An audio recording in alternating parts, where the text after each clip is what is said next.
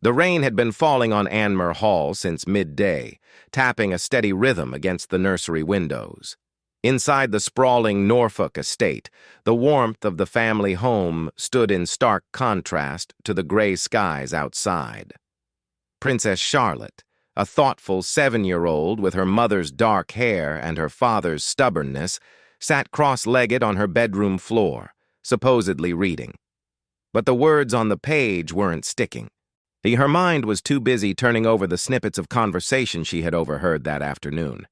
It had happened during lunch. The adults thought the children were too engrossed in their food to listen. But Charlotte had inherited her father's hearing when it came to things she wasn't supposed to know. Her mother, Catherine, had been on the phone in the hallway, her voice low but edged with a tension Charlotte rarely heard. Later, when her father William had come in from his study, and she had caught the tail end of a hushed exchange between him and Catherine near the kitchen. "They're saying it's a sign of weakness," Catherine had whispered, not knowing her daughter was just around the corner. "The scrutiny on every single thing I do. It's exhausting, William.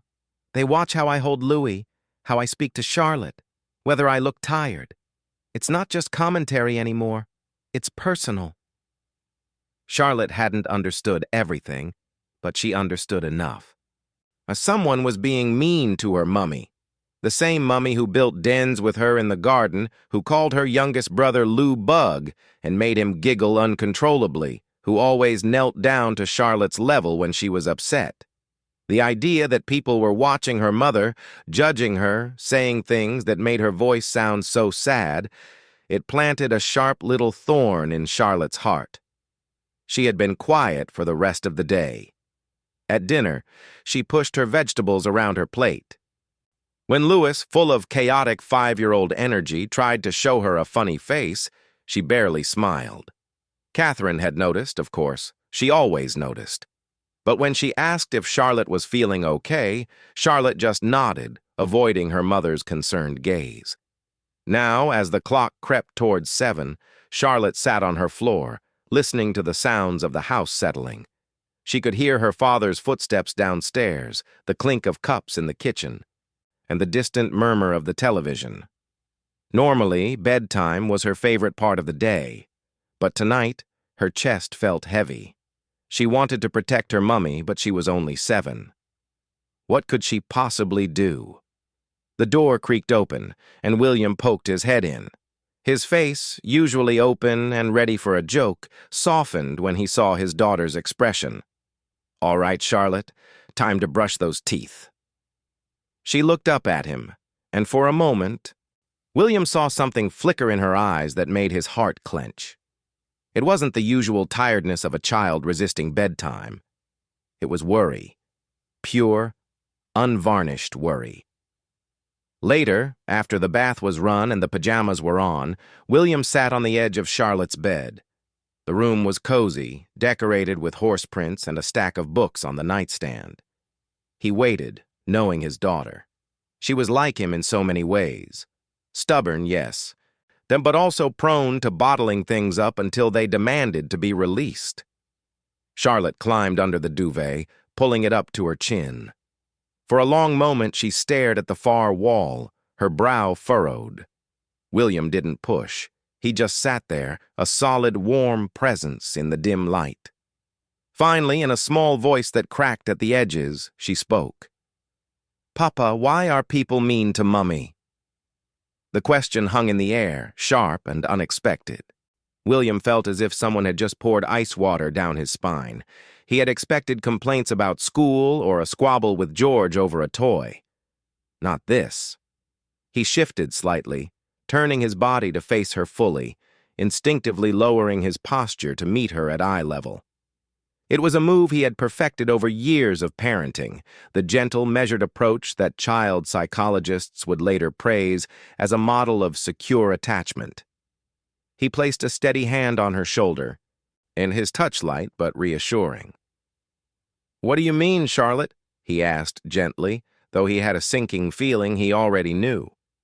Charlotte finally looked at him, her blue eyes shiny with unshed tears. "I heard you talking to Mummy, about people watching her, About them saying things. Her chin wobbled. Are they being mean to her because she's our mummy? William's throat tightened.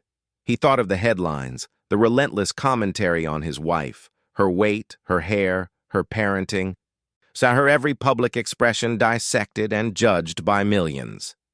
He thought of the stories he had heard growing up, the way his own mother, Diana, had been hounded and scrutinized until it broke her. The parallel was a knife twisting in his gut.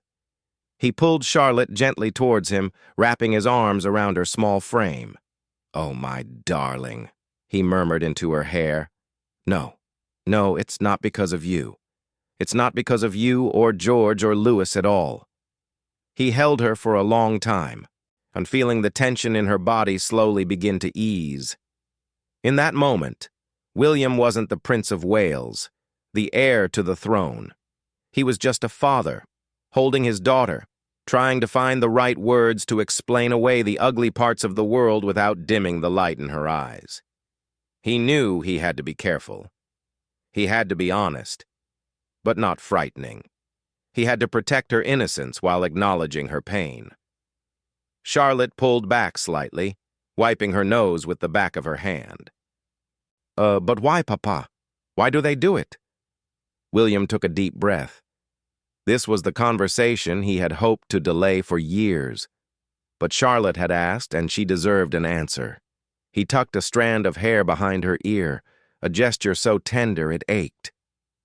"Sometimes," he began slowly, "people forget that the people they see on television or in the newspapers are real. They see Mummy at an event, and they think they know her. But they don't know that she makes the best pancakes on Sunday mornings, or that she sings silly songs to Louis when he's sad, or that she reads to you every single night even when she's exhausted." Charlotte listened intently, her eyes fixed on his face. "They forget that she's a person," William continued, "and sometimes when people forget that, they say things that are hurtful. They think it's just about clothes, or about a wave, or about how someone looks. But it's not. It's about a real person. It's about your mummy." "But it's not fair," Charlotte said, on her voice rising with a flash of the famous royal stubbornness. "She's the best mummy. They shouldn't say things." William smiled, a sad, proud smile. "You're right. It's not fair. And you know what? It makes Mummy sad sometimes. It makes Papa angry sometimes, too." He paused, choosing his next words with the care of a bomb disposal expert. "But here's the thing, Charlotte. The people who say those things, they don't know our family. They don't know how much we love each other.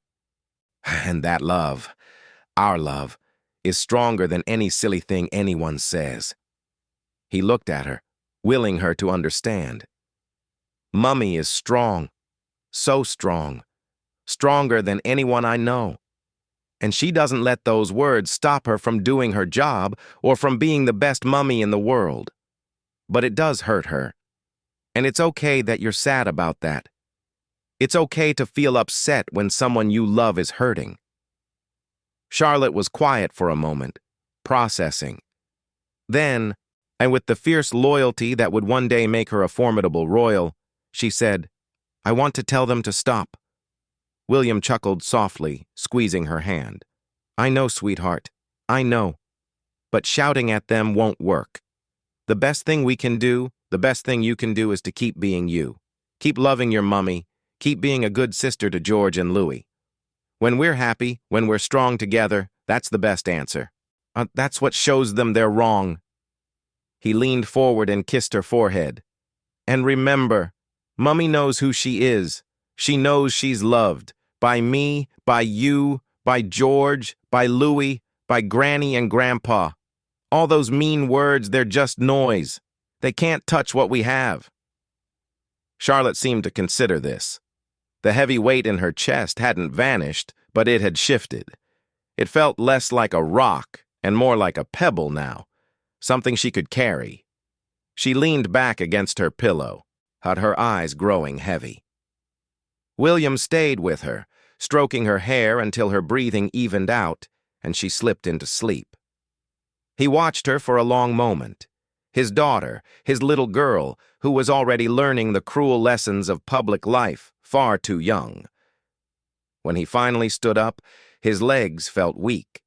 He walked out of the room, pulling the door softly until the latch clicked, and stood in the hallway for a moment, his hand still on the handle. At the anger he had suppressed for Charlotte's sake now rose to the surface, hot and fierce. Downstairs, the fire in the sitting room had burned down to glowing embers. Catherine was curled up on the sofa, a cup of tea growing cold on the table beside her. She looked up as William entered, and her expression immediately shifted to concern. "What's wrong?" she asked, sitting up straighter. "Is Charlotte okay? She was so quiet at dinner." William didn't answer right away. Then he walked over to the sofa and sank down next to her, pulling her into his arms. He held her tightly, his face buried in her hair, just as he had held Charlotte minutes earlier.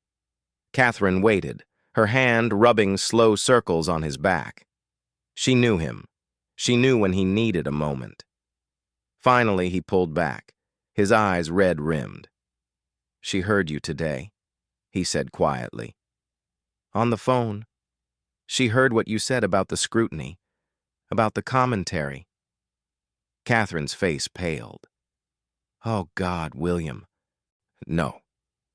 "What did she say? Is she all right?" "She asked me why people are mean to you." His voice cracked. "She's 7, Catherine, 7 years old, and she's already worried about her mother being attacked by strangers." Catherine brought a hand to her mouth, her own eyes filling with tears. The weight of it, the years of relentless pressure, the knowledge that her children were now old enough to notice, pressed down on her. William took her hand, his grip firm. "I told her the truth. That you're strong, that we love you, that the noise doesn't matter." He looked at her, his gaze intense. "But I need you to know something too. We will get through this. We will protect them. I will protect all of you, whatever it takes." Catherine leaned her head against his shoulder, exhausted but grateful. "I know," she whispered. "I know." They sat like that for a long time, holding each other in the quiet of the sitting room, and the weight of the crown and the cruelty of the world pressing against the walls of their home. But inside, there was warmth, there was love, and for now, that was enough. The next morning, Anmer Hall was bathed in pale winter sunlight. The rain had cleared overnight, leaving the gardens fresh and sparkling.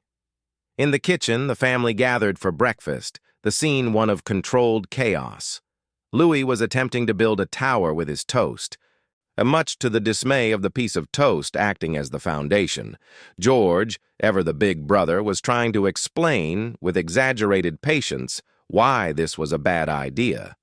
Catherine, a vision of calm in a simple jumper, was pouring orange juice, her smile genuine if a little tired. And Charlotte was watching. She watched her mother laugh as Louis's toast tower finally collapsed. She watched her father ruffle George's hair as he teased him about something. She watched the way the sunlight caught the steam rising from the teapot.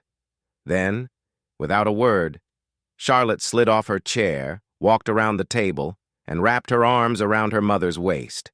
She squeezed tight, burying her face in Catherine's jumper. Catherine froze for a second, the orange juice pitcher still in her hand. Then she set it down gently and placed her hands on her daughter's shoulders. "What's this for, my love?" she asked softly, her voice thick. Charlotte looked up at her, her face serious but peaceful. "No reason," she said, "just because." It was a small moment, easily missed, but William, watching from the head of the table, saw it. He saw the way Catherine's eyes glistened, the way her hand trembled slightly as she stroked Charlotte's hair. He saw the silent communication between mother and daughter, an apology, an acceptance, a promise. This was their answer to the world. Not press releases, not carefully worded statements.